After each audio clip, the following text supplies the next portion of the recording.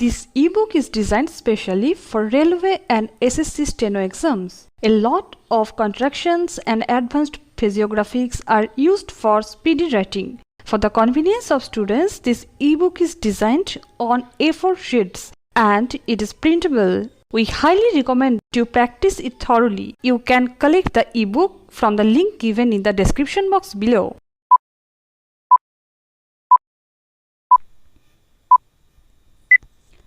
As has been recorded in the impugned judgment of the High Court, when the writ petition was taken up for admission on 14th May 2010, the fact that the petitioners had withdrawn the condition with regard to the provision of foreign exchange rate variation was considered, and it was also observed that such subsequent withdrawal could not affect the bid of the petitioners. However, on the submission made on behalf of the petitioners that the aforesaid condition was also included in the RFP submitted by respondent number 4, notice was issued in the matter.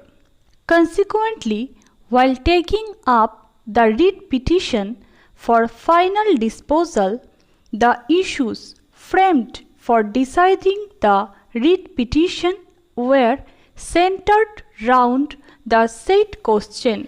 In fact, the first issue which was framed was whether a bidder could amend its bid by withdrawing a condition of the bid document, whereby the bid was considered to be non-responsive.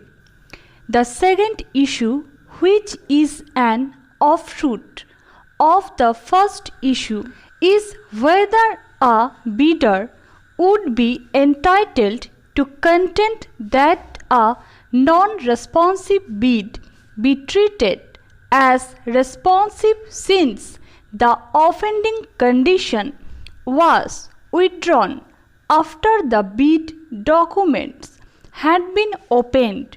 The third issue raised was with regard to the bid submitted by respondent number 4 and whether the same could be treated as responsive although the price offered by the said respondent contained a foreign exchange rate component which was to be considered at a particular rate.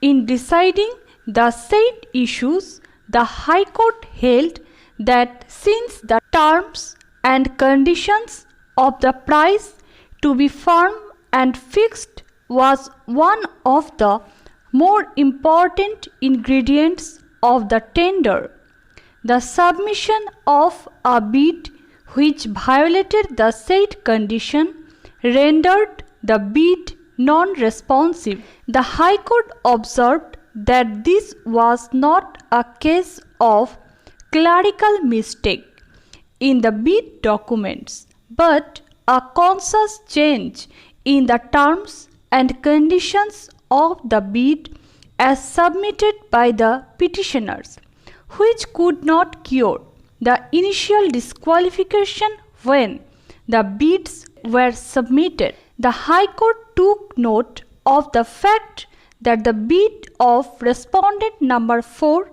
contained the condition that its price would be in Indian rupees with a foreign component which would be converted in Indian rupees as on the date of opening of the bid. The High Court observed that the same did not violate the conditions of the RFP and that the said condition ensured that the price would be firm and fixed during the period of performance of the contract. The stand taken on behalf of the petitioners was strongly opposed on behalf of the respondent number 4, to whom the contract had been awarded.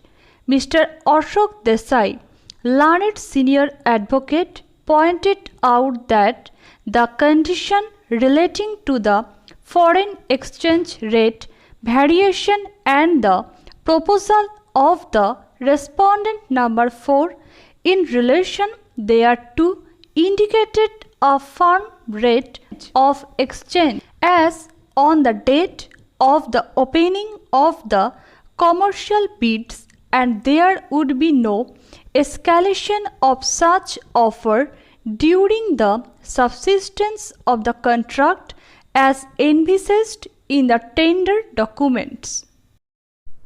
If you have liked the video, hit the like button and consider subscribing.